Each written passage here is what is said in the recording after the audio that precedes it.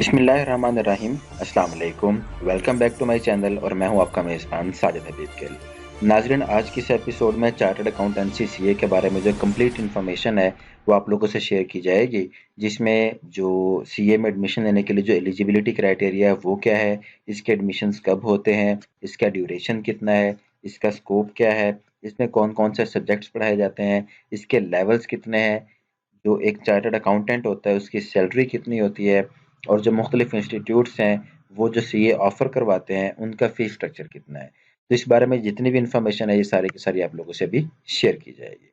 अगर बात की जाए सबसे पहले सीए के एलिजिबिलिटी क्राइटेरिया की, तो इंटरमीडिएट के बाद आप लोग जो है वो सीए में एडमिशन ले सकते हैं। अगर आपने एफएससी प्री इंजीनियरिंग की है तब भी आप एलिजिबल हैं। अगर आपने एफएससी प्री मेडिकल से की है तब भी एलिजिबल हैं। आपने आईसीएस किया है, आईकॉम किया है, या इवन अगर आपने एफए भी किया है तो फिर भी आप सीए में एडमिशन लेने के लिए एलिजिबल जो है वो करार दिए जाते हैं। बट शर्त सिर्फ इतनी है कि आपके इंटरमीडिएट के अंदर जो कम से कम मार्क्स हैं वो 50% होने चाहिए। इसी तरह से आप लोग जो सीए है उसको ग्रेजुएशन के बाद भी स्टार्ट कर सकते हैं, और ग्रेजुएशन के बाद स्टार्ट करने के लिए आपके पास जो रिक्वायरमेंट है वो कम से कम 45% मार्क्स की है।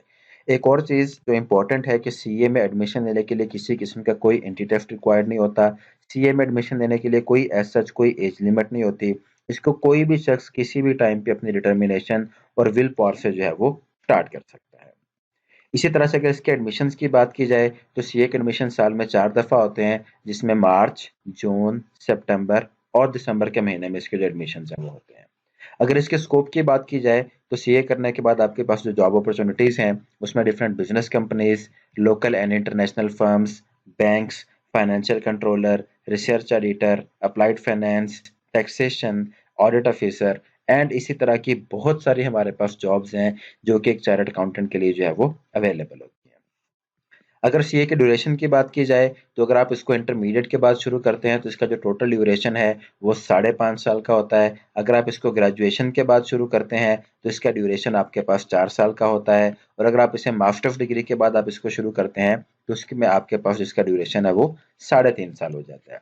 इसी तरह से अगर आप लोग ग्रेजुएशन के बाद सीए करते हैं तो इसमें कुछ सब्जेक्ट की आपको एग्जाम्पशन मिल जाती है। इसी तरह से अगर आप मास्टर के बाद सीए शुरू करते हैं तो इसमें वंस अगेन कुछ सब्जेक्ट की आपको जो है वो एग्जाम्पशन मिल जाती है। इसी तरह से सब्जेक्ट्स की बात की जाए तो बिजनेस से रिलेटेड हमारे पास जितने सब्जेक्ट हैं वो आपको पढ़ाए जाते हैं। ऑडिटिंग से relevant economics, taxation, business management, management के सब्जेक्ट और इंफॉर्मेशन सिस्टम जैसे जो हमारे पास मेजर जो ब्रॉडर कैटेगरीज वाले सब्जेक्ट हैं, और इनके जितने भी हमारे पास सब सब्जेक्ट्स हैं वो सारे के सारे जो हैं वो सीए के अंदर पढ़ाए जाते हैं। अगर इसके लेवल्स की बात की जाए तो सीए के टोटल जो है वो 4 लेवल्स हैं, और 4 लेवल के जो टोटल हमारे पास नंबर ऑफ पेपर्स कंडक्ट होते हैं वो 21 है। पहले लेवल को एएफसी कहा जाता है जिसमें टोटल आपके पास 4 पेपर्स होते हैं। सेकंड लेवल को सैफ लेवल या सीईएफ कहा जाता है, इसमें हमारे पास जो टोटल पेपर होते हैं वो आपके पास 9 पेपर होते हैं, और ये 9 पेपर देने के बाद यहाँ पे सेकंड लेवल के बाद आपका जो सीए इंटर है ये कंप्लीट हो जाता है। ये तकरीबन 1.5 साल का अरसा बनता है। थर्ड लेवल के ऊपर आपके पास सी फैप आ जाता है जिसमें आपके पास 6 पेपर होते हैं, और इसी के अंदर आपके पास सीए आर्टिकलशिप भी होती है जिसमें आप जो है वो एक कंप्लीट इंटर्नशिप करते हैं, और इस इंटर्नशिप में आपको जो सीए की एक रेगुलेटरी अथॉरिटी है जिसको आई कैप के नाम से जाना जाता है, वो आपको यहाँ पे कुछ मंथली स्टाइपेंड भी देती है। इसी तरह फोर्थ लेवल को एमएसए कहा जाता है जिसमें आपने फाइनली 2 पेपर देने होते हैं और ये आपका कंप्लीट हो जाता है। अगर सीए पास शख्स की सैलरी की बात की जाए तो इसका सैलरी पैकेज कम से कम 1.25 लाख से शुरू होता है, और नॉर्मल जो हमारे पास एक चार्टर्ड अकाउंटेंट है वो 2.5 लाख, और जो थोड़ा सा एक्सपीरियंस्ड हमारे पास चार्टर्ड अकाउंटेंट होता है वो अबव 250 यानी वो 3, 3.5, 4 लाख रुपए तक इजीली महाना जो है वो कमा लेता है। यहाँ पे एक और बात काबिल जिक्र है कि हमारे पास जितने भी चार्टर्ड अकाउंटेंट हैं वो हजारों में नहीं बल्कि उनकी पे हमेशा जो है वो लाखों में होती है। अगर फीस स्ट्रक्चर की बात की जाए तो सीए ऑफर करवाने वाले हमारे पास जितने भी इंस्टीट्यूट्स हैं उनकी फी जो है वो इंस्टीट्यूट टू इंस्टीट्यूट वेरी करती है। जैसे आप इंटरमीडिएट में एडमिशन लेते हैं तो आपके पास डिफरेंट इंस्टीट्यूट्स होते हैं, लाइक पंजाब है, सुपीरियर है, एस्पायर है।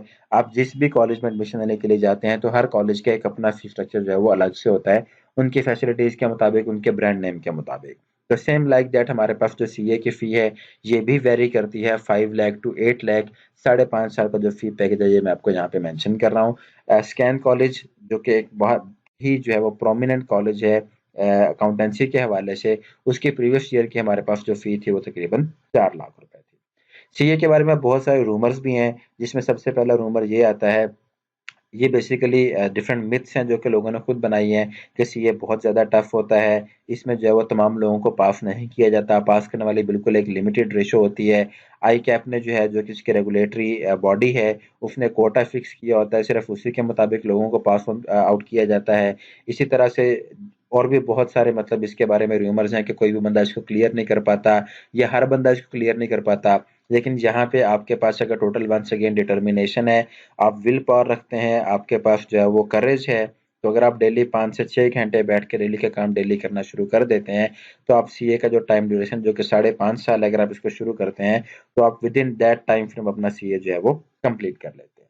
यहाँ पे सीए ऑफर करने वाले कुछ इंस्टीट्यूट्स का नाम है, जिसमें सबसे पहला नाम स्कैन है, दूसरे नंबर पे हमारे पास Rice School of Accounting and Finance है। इसी तरह से जो I CAP Institute of Chartered Accountants of Pakistan है, जो कि रेगुलेटरी एंड एग्जामिनेशन बॉडी है, इनका हेड ऑफिस कराची में है, वो इस बात को क्लेम करते हैं कि सीए पास करने वाले के लिए 0% अनएम्प्लॉयमेंट रेशियो है, यानी आप सीए जो है वो बाद में पास करते हैं, लेकिन जो अवेलेबिलिटी है वो आपके लिए पहले से वेट कर रही होती है। तो ये बेसिकली कुछ बातें थी जो कि चार्टर्ड अकाउंटेंट के हवाले से थी। तो इसके अलावा अगर आपके ज़हन में कोई क्वेश्चन है तो उसको ज़रूर पुट कीजिएगा कमेंट सेक्शन में, ताकि उसका भी आंसर आपको जो है वो दिया जा सके। वंस अगेन एक नई एपिसोड के साथ ये मेज़बान आपकी खिदमत में दोबारा से हाजिर होगा। तब तक के लिए अपना बहुत बहुत ख्याल रखिएगा। अल्लाह हाफिज़।